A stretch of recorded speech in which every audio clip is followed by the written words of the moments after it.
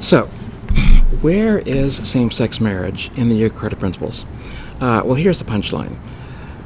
The principles do not recognize the right to same-sex marriage, and that may seem a little perplexing. These principles were created by international human rights experts looking at international standards to apply them to issues of sexual orientation, gender identity and expression, and sex characteristics.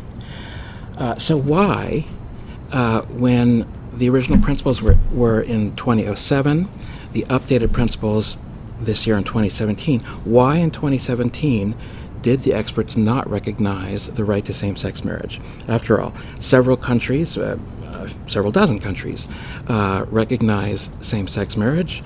One of the priorities of the LGBT community is to make sure that the ability to get married on a basis equal to opposite sex couples is established as a human right. Well, the reason why the principles do not recognize marriage has to do with how the principles were created. The principles are not an aspirational document. They're not an agenda of what we hope the law should be.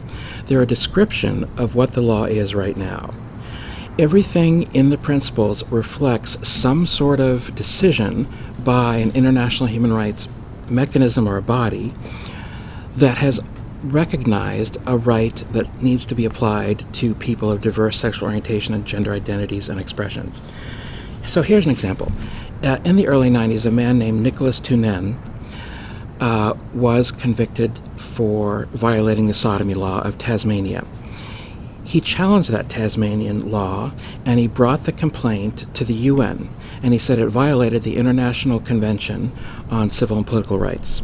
So he brought his complaint to the entity that interprets and enforces that convention, which is the UN Human Rights Committee. In 1994, the committee issued a decision saying, yes, indeed, that Tasmania's law violated the privacy provisions of the convention.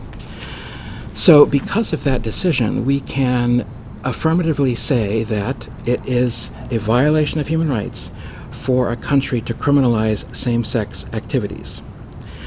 We have not found an equivalent decision by a human rights body about same-sex marriage.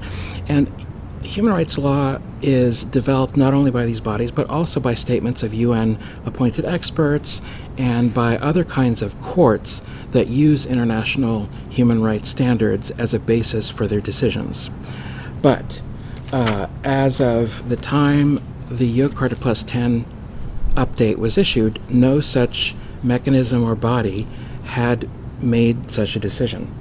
Now here's how the Yogyakarta Principles handled family rights.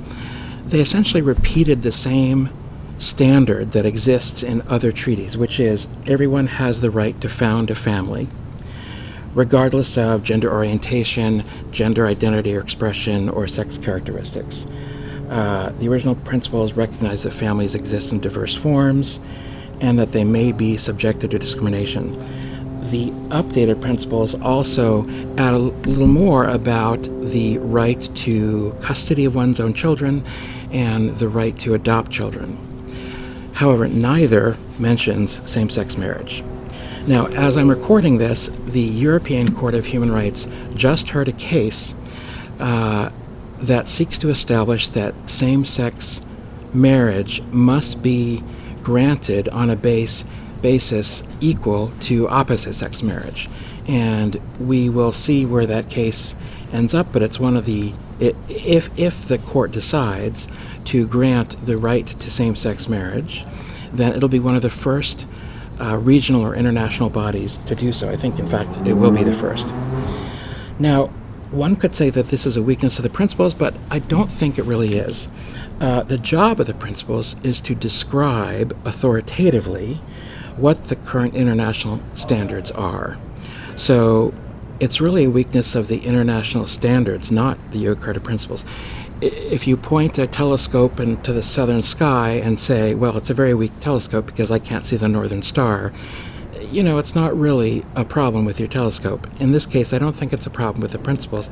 In fact, I think it's a strength that the principles are holding true to the notion that they describe current obligations for governments. And you can take those principles to a government and say, look, this is what you're supposed to do right now according to international standards. So until international standards essentially catch up with the desire to have same-sex marriage on an equal basis, that's something that the principles won't contain.